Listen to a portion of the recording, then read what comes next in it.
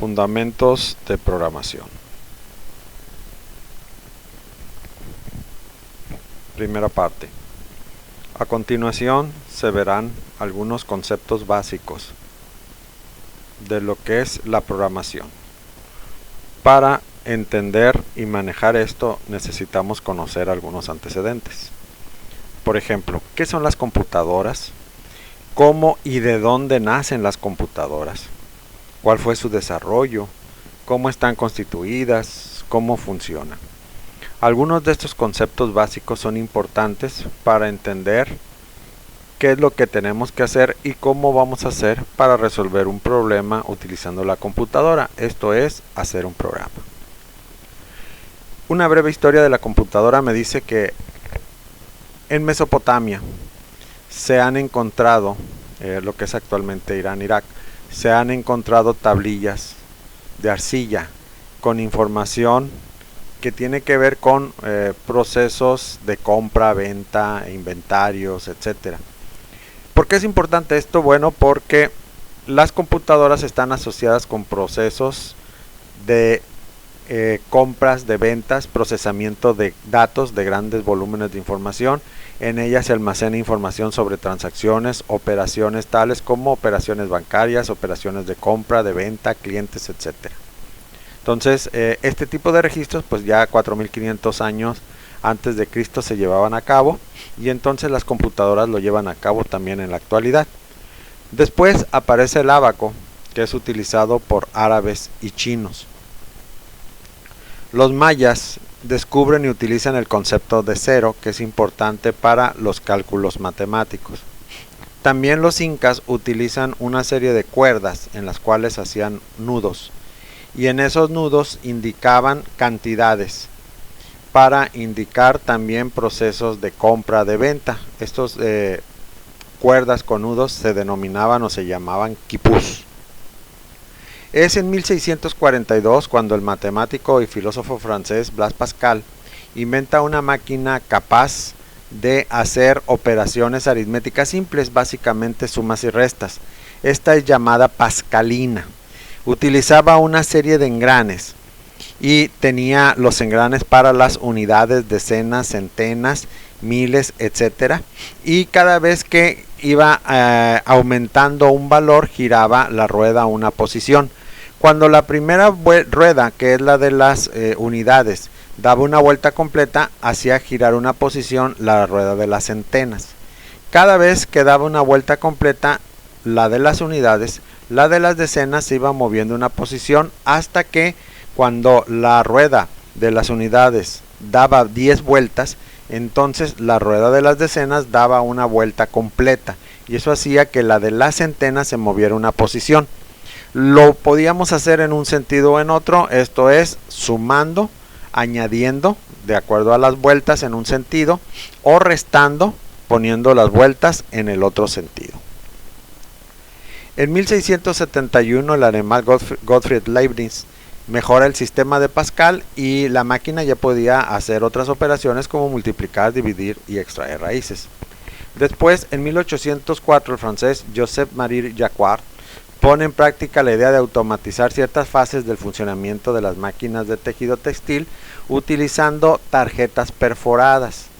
Esto es importante porque las primeras computadoras para alimentar sus programas y sus datos utilizaban tarjetas perforadas. En 1822, el matemático Charles Babbage idea una máquina diferencial que podía realizar automáticamente operaciones aritméticas de secuencias diferentes. En 1887, el experto en estadística en Estados Unidos, Herman Hollerith, inventa un sistema, también con tarjetas perforadas, para llevar a cabo el registro del censo en Estados Unidos, y esto facilitó las operaciones. Esto, con el tiempo, se vio que era una forma muy práctica de hacerlo a través de tarjetas perforadas, y eso permitió que las primeras computadoras operaran con tarjetas perforadas. Luego, en 1936, el alemán Konrad Zuse construye un calculador electromecánico, el Z1. Konrad Zuse no fue muy conocido, sin embargo todavía hasta fines del siglo XX estuvo trabajando para una empresa alemana llamada Siemens, desarrollando sistemas de control. El primer prototipo de computadora electrónica se crea o se concibe en el invierno de 1937 a 1938 por el Dr. Vincent Atanasov. En 1944, el profesor Howard Aiken de la Universidad de Harvard en Estados Unidos desarrolla el calculador automático denominado Mark I, que empezó a trabajar con cintas de papel perforadas para alimentarlo de datos y de los programas. Luego, en 1946, comienza a funcionar la ENIAC, que es considerada prácticamente la primera computadora en el mundo. Era una computadora bastante grande, ocupaba el tamaño de una casa pequeña, ocupaba aire acondicionado, funcionaba con bulbos. Estos bulbos se quemaban constantemente y entonces había que apagar la computadora para volver otra vez a cambiar los bulbos y volverla a iniciar. La programación se hacía manualmente intercambiando las conexiones de los cables, ¿sí? Luego, John von Neumann, un científico de origen húngaro, desarrolla la EDVAC, que estaba basado en el concepto de programa almacenado. De hecho, von Neumann es considerado, digamos, el padre de la computadora porque definió dos conceptos que son muy importantes en las actuales computadoras.